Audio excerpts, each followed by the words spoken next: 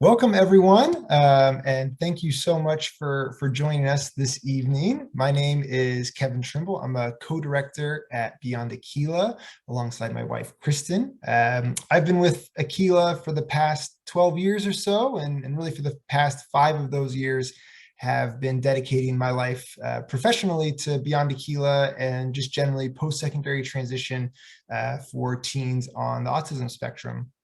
Also on the call tonight, before we get started, just one other quick intro is Eric Sassone. He is a co-founder of Camp Aquila. Eric, do you want to say a quick hello? Yes, hi everybody. Nice to see all your names, some of your faces. As Kevin said, my name is Eric. My wife and I are the directors of Camp Aquila, our more traditional camp for younger kids, but we work closely with Kevin and are excited to be here tonight. Thanks, Eric. So just very briefly about Beyond Aquila before we get started here. We are a teen program for high school students and recent grads who are college capable and working toward their college readiness. We're not academically focused. We rather focus on the skill areas where our teens typically need more support and practice with. Those are things like social skills and confidence, executive functioning, self-advocacy, self-awareness and determination, basic independent living skills, cooking, doing laundry, and just generally independently living on a college campus. Those are all the things that we like to focus on at Beyond Aquila. And while we're not at camp, we love being able to connect with people outside of our camp season. And through Zoom, we have such wonderful opportunities to do that now. And we're so grateful that you've all chosen to join us this evening. We have a good mix of folks out there tonight who have either had campers or teens join the Aquila communities, Camp Aquila or Beyond Aquila. Some folks who are thinking about that for the summer or have inquired with us in the past, and really excited that you're all here with us tonight.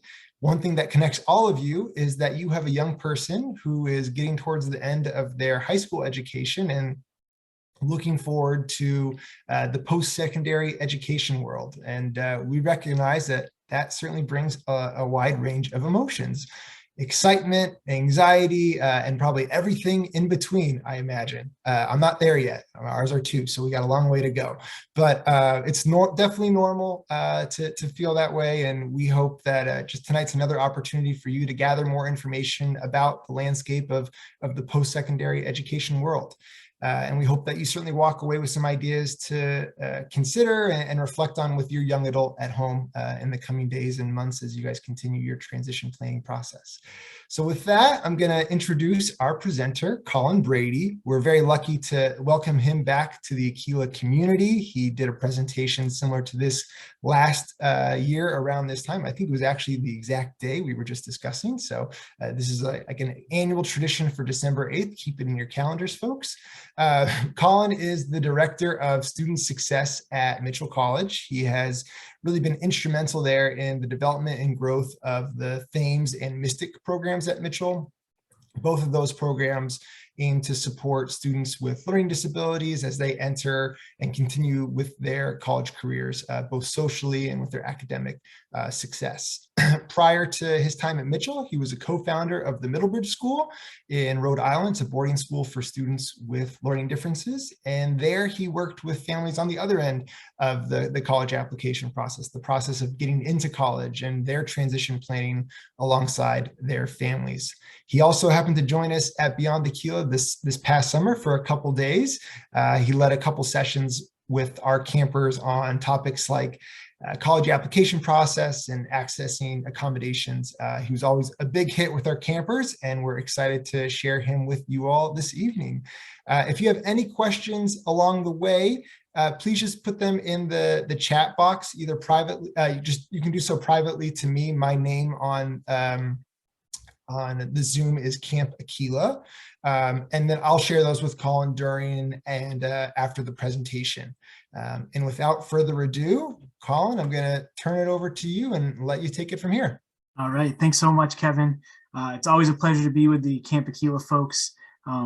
As you mentioned, we started the Middlebridge School back in 2008, right around the exact same time as Camp Aquila. So there's always been a great connection there with different staff and the great programs that serve students that really benefit from them. So I'm super happy to be here. Thanks for all you guys giving up your time.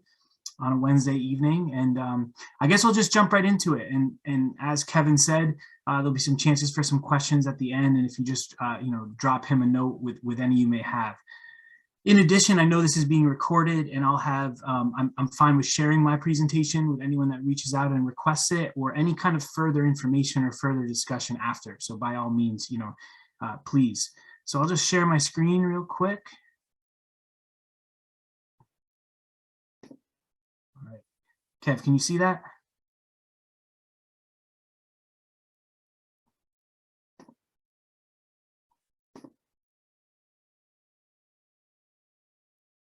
Good. All right. The title of tonight's workshop is evaluating the college options for neurodiverse teens. It's, as Kevin mentioned, it's such a great time of these students' lives. It can be so exciting, and it can be anxiety inducing. When I work with students in the process now, when they're applying to Mitchell College in our programs, and I work with these families around if it's the right fit, often students ask me if it's okay to feel all of those emotions, and the answer is a resounding yes. That's a great place to be, and so hopefully your son and daughters are there as well. So when we talk about learning different support programs, it is important to note that there have been a real core of these programs that have been around the country for numerous years. At my school, Mitchell College, we've had one of our learning support programs since 1981. That is one of the older ones, but they are growing around the country. As educational institutions learn more about this population and learn how to support these students differently, colleges are taking the great endeavor of adding these programs. So it's a growing base at each year, and to keep that in mind. Through your individual searches, guidance counselor recommendations, or if you're using someone private in the educational consulting world, the potential schools that you can get can be very long. If you Google best LD schools, there could be 70, and there could be different ways that they measure them. And so what I want to do tonight is just kind of share something that I've found to be really successful with families that I've worked with for over the past 18 years in this field. So as I mentioned, the list can just be super overwhelming. So how can students and families decide which program is best? And I like to divide these schools up into different tiers as a way to identify what the benchmarks of these programs are, and then taking those benchmarks and comparing them to your son and daughter. So if you were with me last year, this is a slide that I shared, but this is a good example of how you define your tiers. And there's different ways to do it. You could use your own criteria, but certainly tier 1 schools are going to be your smaller schools that have a dedicated learning support program that's often part of the culture or DNA of the school, and historically known for supporting students. And so when I talk about the culture of the DNA, it either is the student population or makes up a large percentage of the student population of students with learning differences. So that helps out amongst your whole campus of inclusion and support. And some great examples of that would be Landmark College in Putney, Vermont, Beacon College in Leesburg, Florida, and certainly Mitchell College in New London, Connecticut. And there's others in tier 1s. Just a side note is I will share this list if upon request. It's much greater than this, but I'm just trying to give everyone an idea. Tier 2 schools, those would fall in the categories of schools with standalone support programs, often with a student body of 4,000 to 8,000, maybe even a little higher. And those, some good examples there would be the LEAP program at the University of Denver, and then the AIM program at Mercyhurst University in Erie, Pennsylvania.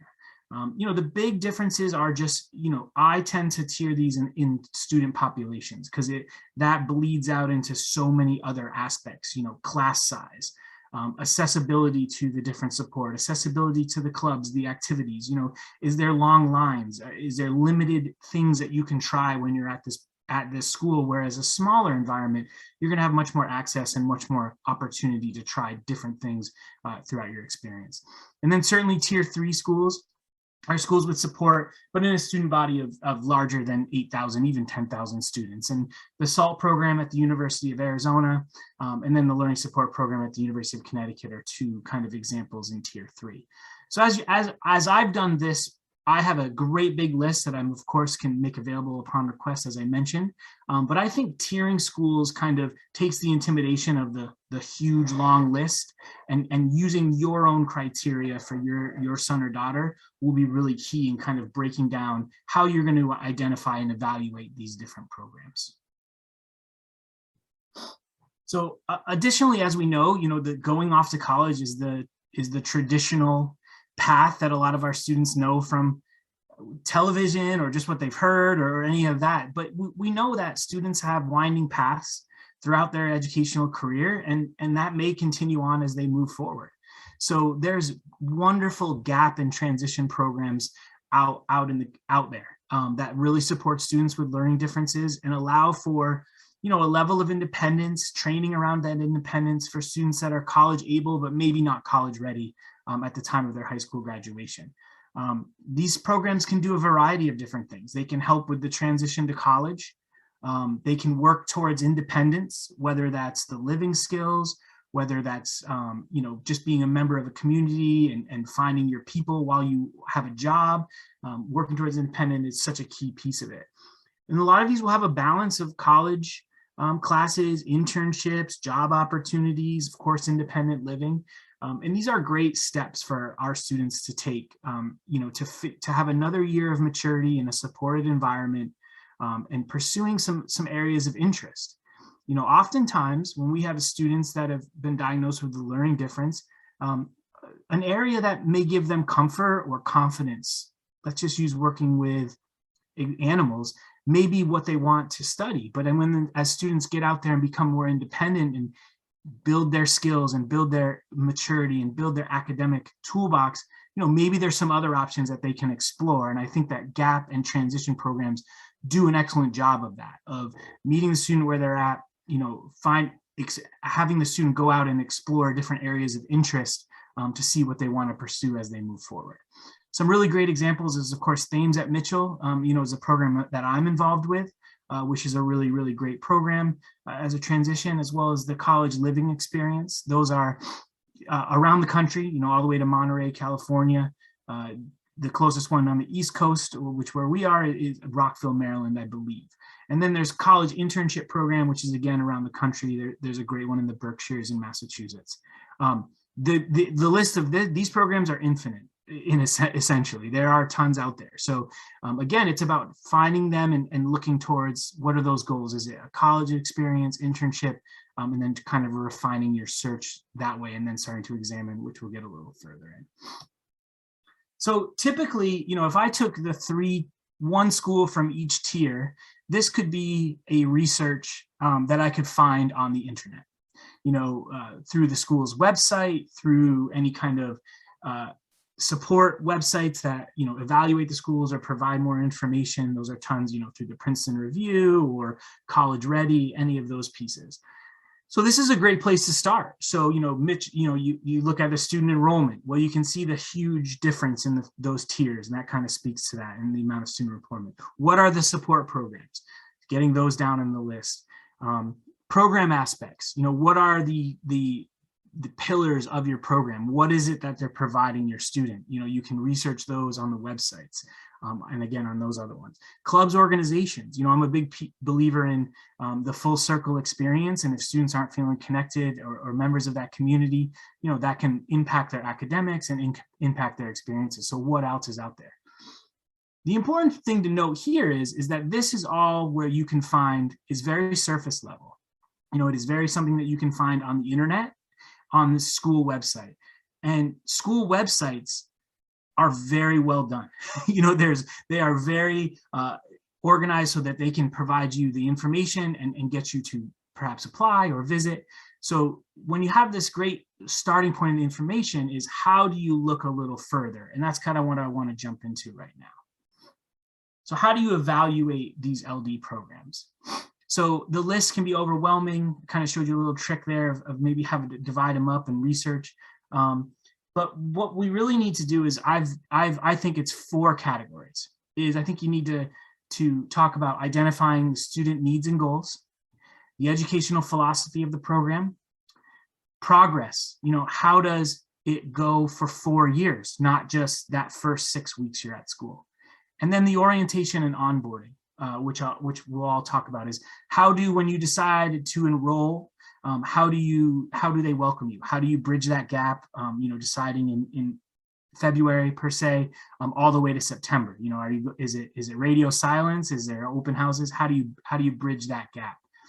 So if you look on kind of my arrows over here, you're going to start with inquiries and research into programs, and then you're going to start to work down through the admissions process and the actual application, and then hopefully you move towards an acceptance. The school feels like you're the right fit, and then once you've been accepted, then you determine enrollment and talking about enrolling your student in there because you feel like it's the best place, it's the best option for the student to continue to be successful. And then the last one is something that is important, is retention. And that's a word that educational professionals use, but it's something we want to talk about as well, is we want to have our student be able to be happy and supported, as well as challenged and just fulfilled at this program, because we know transitions can prove to be difficult, especially if you've made friends, the support as well. So we want to look down the line as well in this process. And so while we can get caught up on the actual application and admissions rates, it's important to keep in mind, these 4 things in kind of this order that we're identifying and evaluating each one as we go forward. So when we talk about student needs and goals, there's going to be some concrete examples, and then there's going to be some kind of observable ones. Identifying the strengths and areas of challenge of the student. Hopefully the student success team at your current school, whether that's a guidance counselor, academic coach, a teacher, it is really giving positive and truthful feedback to the student and the family about where kind of they're at and their perspective of them. Educational testing, side note, if you have educational testing to apply to many of these programs, it's going to have to be within 3 years of when you're applying to those programs. Those are required as part of the admissions process. But that testing, an IEP, a 504 plan at your school, or an educational plan, those can be really concrete examples to identify the strengths and areas of challenges. And then a big one is, of course, going to be the student's own sense of readiness. How does your son or daughter feel about the next level? How do they see themselves in areas of that academically? And then, of course, social, emotional, and residential. We see students, I say it's the home by Halloween situation, where students in that first semester maybe leave a bit early at the end of October and kind of withdraw.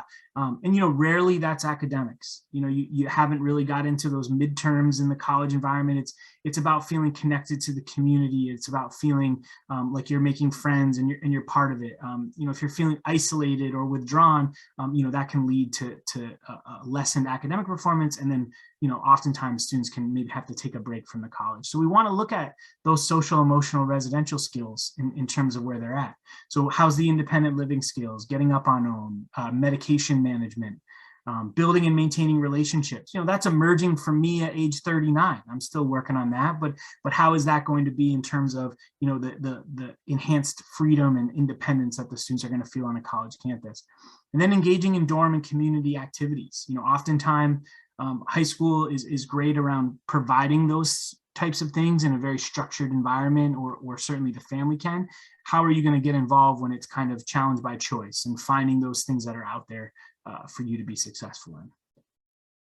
So those are some, it's really important to continually look at these areas of strengths, areas of challenge, what the students may need, what are some of the goals, because that's going to help you merge what you're learning about these programs with what you know about your son or daughter. Again, there's no perfect program out there, but it's about finding the one that we think could be the best fit. Educational philosophy. So this is a really key part of it is, you can research what the structure is, if it's a one-on-one, but what is the philosophy? How do they teach your student? Is it just task completion? Like, do you meet with someone one-on-one to complete your homework? Or is it beyond that, where we're focusing on things like executive function skills, organization, time management, self-advocacy? Is the philosophy of the support where these staff and faculty members are working towards your student having that independence, so essentially they don't need them as they move forward, or is it, what is it? Is it just to get them through? Is it in lieu? So really diving down into what the philosophy is. Like, when my student is across the desk from this academic coach, what are they working on? I think is a really, really important thing to investigate. Do they offer remediation, something like a Norton-Gillingham program, just for an example? In college programs, remediation is fairly rare, but there are some programs that can offer it within them. So diving in as you start to evaluate these programs of what is it that you do? What is it that you believe in? How do you support our students? How do you know that that's the match? It is so key to finding the right spot. What is the setting of the support? Is it one-on-one with a learning specialist in a small room? Is it small groups? If it's 2 or 3 students per session, how do you evaluate if your son or daughter, if that's better for them than a one-on-one? Is it scheduled time? Is it built into their academic schedule, or is it drop-in time, or is there a combination of both? These are kind of that deep dives that are often left over that kind of initial search that is really, really important when you're evaluating these programs. And then how does the program work with rest of campus, right? These students may spend 2 hours a week in the support program. I'd say on average, that's a pretty fair guess.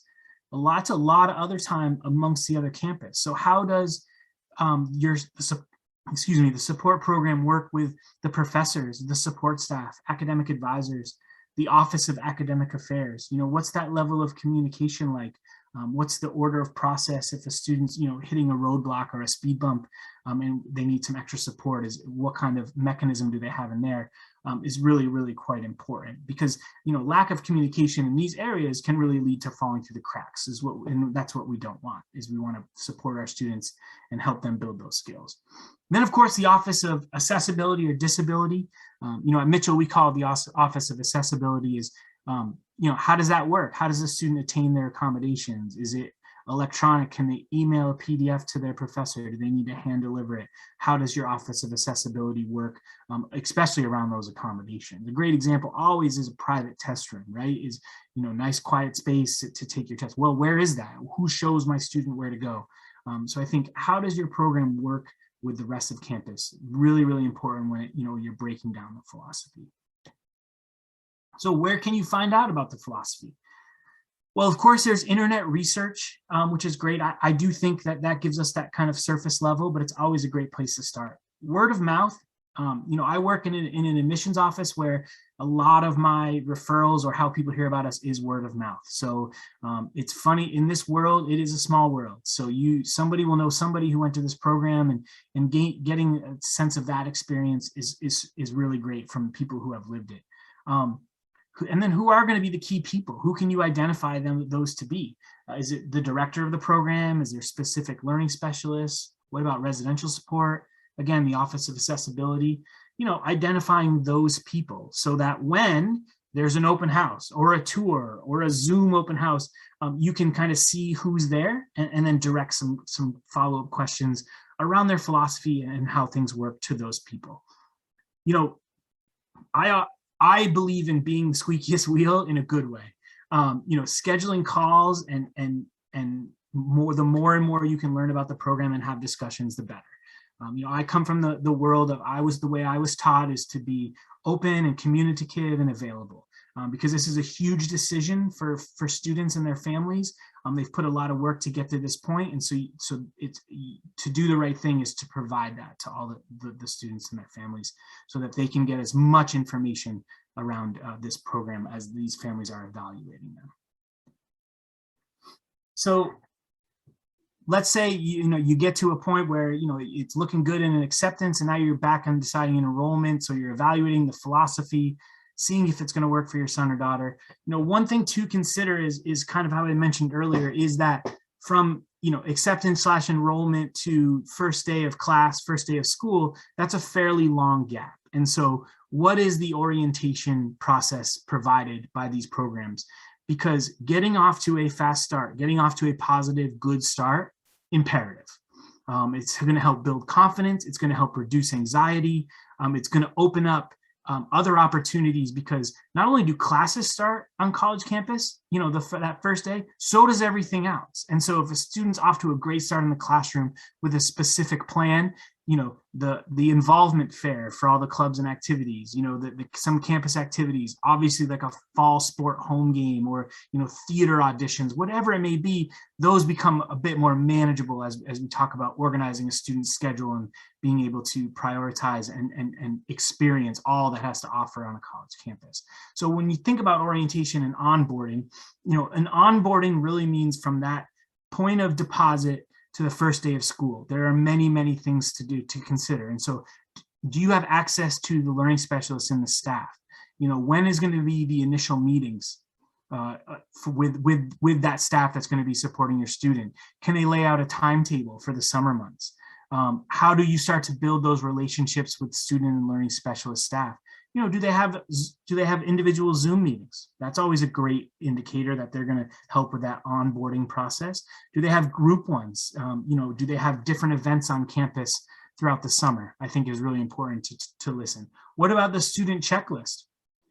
Who's going to support the student with the schedule, the learning support with their academic class schedule, their learning support schedule, the housing application, all of those things that make up a student's checklist, how are they supported in that? And then orientation is often for first year students, a few days before the first class. And things to look at, are there events specifically for students in the learning support program? Is there, some breakout sessions from the larger orientation for students to continue to get more familiar with the space, who their learning specialists will be, who are some fellow students that may be in the program that the students could identify with in that piece. So I think orientation and onboarding is something that often goes kind of like it's a sigh of relief. We found the place, right? We found our spot. We're feeling really great about it. But what about, how do you look forward to how this school manages from that point until, the first day of school? Because when you deposit in a program that I've worked at, you're now a member of the community, and you should be treated as such, because that's going to help the student feel a part of it, help them take ownership over their new school, their new environment. And so how does your support program help you in this realm in terms of that? I think that's an important piece to evaluate. And then when we talk about student performance and progress, right? So I mentioned kind of that retention, and I really struggled to find a better word than that, but it's kind of looking out. You've gone through this kind of through high school, and what's next? And all right, now we've done all of our research. We feel good about the company. We're off to a great start with the community. But some things that need to be asked before you get there, perhaps, is how does it work for 4 years, not just year one? So how does your program quantify progress? And when I say program, I mean the learning support program, because 98% of these programs are a supplemental fee. They're an additional fee on top of tuition. So how does this additional program quantify your progress? Is it purely the GPA and the credits earned? Okay, maybe a secondary question when you're doing your research and having these conversations. Do you offer a secondary evaluation, based upon that the individual's work with the student that's, building these strategies and these skills? I think that's a really important piece to do, because, a GPA is one thing for sure, but, how are we progressing through this program? Why is it imperative that I do it for a year 2 and a year 3 and a year 4, if I need to?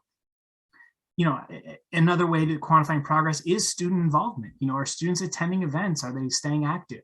Again, I'm going to keep saying it, but I'm just a huge believer that makes up academic success. It's the full circle student. I think students have a great opportunity in this environment, because, you very rarely do you get a space where everyone is kind of the same age, kind of on the same schedule. So, getting out there and experiencing all these different things can help, with just getting great grades, finding your interests, building and maintaining relationships, all those pieces. So how do they quantify that? Can they provide you, activities they've went to? I think those are really important things, because you have to constantly be reevaluating how the students are doing year to year. So after year 1, are there recommendations for altered support? Could it be more or less hours with a learning specialist? Maybe there's a different learning specialist. How does that work? And then just keep asking around, how do students progress in the 4 years? What's the percentages from students that are in it for 4 total years? Is it large? Is it small? Is your expectation that you kind of work a student towards academic independence so that they don't necessarily need them anymore? A learning specialist that I work with at my school always says, my job is to put myself out of business. I want to get to a point where my students do not need me anymore. And that's kind of her overarching goal. So how long do students remain in the program is a really key part of that. And then, the learning support program is such a key, vital part of this for many of our students. And sometimes we can get locked into just that part of it. So I think it's important when you're on these tours and you have a moment to look at the other aspects of the school is, the entire school community. What types of activities are there out there? What is the community like in the school? What is the feeling and the vibe that you got when you visited, and the people you met and the students you met? How does that make your student feel? Where is the school? Is it too far away? Is it too close to home? Is it just right where you could come home for a weekend but not all the time? And then on the back end, job placement, internships, those are just unbelievable things that are so far away in all of your minds right now. Maybe they're not, but they tend to be. That how do they do that? What's their job placement center like? What is their internship program like? How does that relate to students that are in the learning support program per se? These are all really, really great questions when you're evaluating these colleges. So I kind of flew through that, but I really think that those are some really great starting points. It's what I've found to be really important through these processes for families that can help them understand these programs, really talk it out with their son or daughter about what they need, what they feel, where they're at, and really can get you the most information, not just on a basic level, is to really dive deep, because not only do you want to be accepted in this community, you want this community to accept you, this college. And I think that that's super important to really, take your time with it and really dive deep into what these programs are all about. And, a great indicator of the first program is if they appear to be annoyed that you're asking these tough questions, well, maybe that's not the place for you, right? And so I think that that's really important. So I appreciate your time. Definitely here for some questions. I'm sure Kevin has my contact information. If you don't write this down, he can provide it. But I'm happy to answer any questions after tonight or moving forward around this process. And I wish you guys all the best of luck. As Kevin said in the beginning, and so did I, really exciting time, really nervous time, but an important time. So, I hope everybody has the best of luck and can find the right place for everybody. Thank you very much, Colin. That was great. There's some high praise coming in on the chat. I know you can't see that, but it is there. Sure. A few questions did come in, so I'll share those with you. One was about asking, I think it was asking specifically about the Middlebridge postgrad program. Sure. And if you would sort of consider that a gap year program, I guess I would expand that to like generally high school programs that are boarding schools that have postgrad programs. Would you consider those sort of gap year models too? Yeah, absolutely. Absolutely. Just to speak on the Middlebridge one, obviously very familiar with it. You're getting college class experiences as well as some other, you could take a tutorial there or an English, you can really kind of make your own schedule, if that makes sense. Not like carte blanche, but like within their program. So you can really design something that's going to be really beneficial for the student. Any of those postgraduate type programs at schools, I would definitely consider in gap and transition year. I think one of the biggest difference between a Thames program to like something like a Middlebridge postgraduate is just location, right? Thames is on a college campus and Middlebridge is on a high school campus. So, considering, again, that's going to be your deep dive of the culture of what the day-to-day looks like and the key. But certainly all those programs are great. The more the merrier. And I do categorize those as a gap or transition year. Awesome. That's great. This was a lot of information, a lot of great information. As a reminder, we definitely will share it out after this. We'll share the recording with you all. it's a lot, and it can be overwhelming. Is there generally a good starting point you feel like for families that are just starting this process of thinking about their post-secondary transition for their teen? Yeah, I think outside of really focusing on where your student is at, I think that's obviously a number one, is being able to identify that and really listening to the students, that students' own sense of readiness and those skills around self-advocacy that are observable, I think are so important. But once you get there, I think somewhere locally that has a support program, just to go on a tour, because it's just going to be great. You're going to get onto a campus. You're going to, you may dispel some myths for your son or daughter. You can hear some of the vocabulary that these counselors and support programs are going to use. I mean, it's just a really good jumping off point to kind of do it once. And then as you start to refine your search, you can always think back to that experience. So I really highly recommend that. The story I always tell is that I worked with a student that I took on a tour to the University of Rhode Island, and we were walking around, and he looked at me like 20 minutes in, and he's like, I really thought that students went to school in like a suit and tie. And I was like, no, man, like they go to school in pajamas. Like this is, it's those myths and dispelling, just reducing anxiety. I think the first one, if it's not like the one that you think's a great fit, it's just like anything, practice. So getting out there and just walking the grounds and meeting with the people, I think makes your student more comfortable, makes you more comfortable, and gets you a really good, view into what's going on and how it works. Awesome. This is a question maybe a little bit more specific about Mitchell College itself, Sure. but you mentioned measuring success and how different schools do that. Are you able to share a little bit more about how Mitchell does that? Yeah, so in our Thames transition program, the students run off a rubric system. So anywhere from academic performance that's broken down to class, things around class social pragmatics, if that makes sense. So how you are in the classroom, listening, advocating for yourself, so on, being organized, showing up on time, the try, the show up, that kind of mentality, to independent living skills to residential life involvement. It's a really comprehensive rubric that the students are constantly being evaluated on with the Thames staff. So two things is, one, we can demonstrate to families and to students how your staff is feeling you're doing. So we can utilize that as a great way to say, hey, you're ready to move to the next level, which would be full-time college. But we also can use it to allow us to really have some strong interventions. So, if time management is just we're having a tough time with it, that allows us to really set some concrete goals around that. So how can we improve that? Because we're here for you to support. So that rubric in itself is great because it allows the students to be part of the process, to see it. It's really, really great. And then on the upper ways in the Mitchell, so we have the Benson Learning Center. So certainly GPA and credit is part of the equation, but again, it's going to be measured in the individual student's program. So the way we do it at Mitchell is we work with the student to identify the areas of challenge and then really try to match them up with a specialist that's good at that. So let's just take the writing process.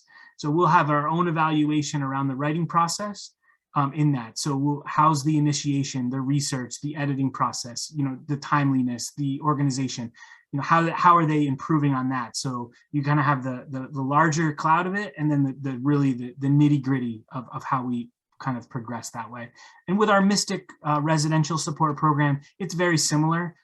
It's, activity, it's joining events, our student IDs, when they're swiped into event, we track that because we want to make sure that students are not in a weird way, but we want students to be active and be joining things and being, participants in that. So that allows us to really help problem solve with a lot of our students around those areas. So that's kind of how we do it personally there. Nice. Awesome. Very thorough at Mitchell College. Clearly, that's great. One question here that I actually may be able to help with too, but any suggestions for good summer programs for rising juniors to prep for college? I'll let you start, but I'm happy to chime in too. Yeah, I mean, Beyond Aquila is fantastic. I saw when I was up there, I just saw really happy kids, students that were happy, students that were safe. I thought great, mix of having some great interactions, social fun versus, fantastic workshops by myself, if you will. No, just joking. But just those experiences of being on a college, I think something that I've always said and we take for granted is just familiarity. Knowing how like a dining hall works. Could you imagine not knowing and being nervous and walking in and be like, where does my tray go when I'm done? Like that, something that small can make the world of difference. So I love that it's on a college campus. It's just a really, really nice program. And the students that we've worked with together that have come to Mitchell, or even back when I was at Middlebridge, wonderful students. So I'll let Kev go into a little more. Yeah, thank you for all those kind words, Collins. And I swear we did not tee that question up there.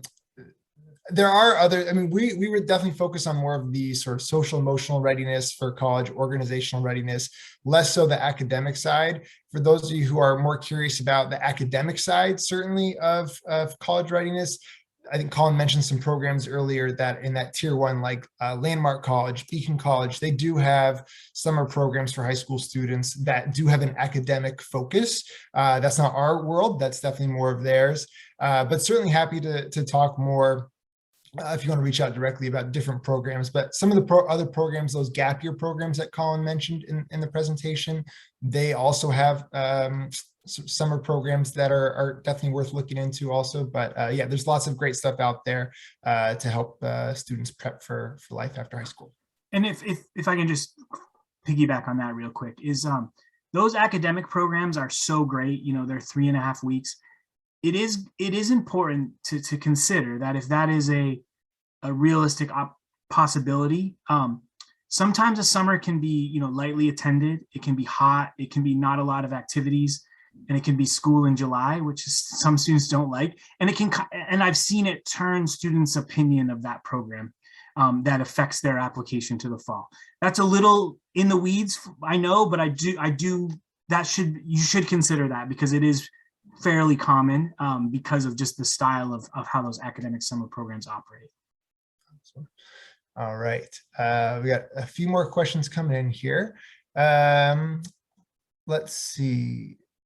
I think this question and maybe another question are sort of similar, and questions around like level of independence and what are some maybe indicators of readiness, either for entering a transition program or entering college. Like, what are some of the key indicators you typically find with students to do that? Certainly in an interview situation, I will ask students, how do you get up and get ready for school? Like, does mom or dad wake you up? Are you on your own alarm? Because that's going to be huge. That's the start of your day. And not many of these programs are going to be programs that are knocking on your door to wake you up. So that I think is a rather large indicator. I think self-advocacy skills, when you hit those speed bumps that we talk about, how are those going? I think hygiene, of course, you're going to be living in a community. You're going to have a roommate in a small space. So that's important. And then how do you manage your medication? If you are taking some medication, are you consistent with that? Are you, able to store it, safely in a dormitory environment? So those are some really, really good indicators. And I think a lot of students are coming with those emerging, but some of those, we do look for those because of, like I said, we're not going to wake you up and we're not going to put you to bed, because it's not 24/7 supervision at the college level. So we are looking for some of that positive decision making and some of that maturity. Of course, as I said, emerging, but we are looking for some of those indicators. Awesome. Let's see. When you have seen students have a hard time in college, and maybe neurodiverse students, let's say, have a harder time in college and have it not work out, has there been a trend, and it's more of an academic reason or more of an independence reason or too much of a reach? Has there been some sort of common trend that you've noticed in all your years doing this?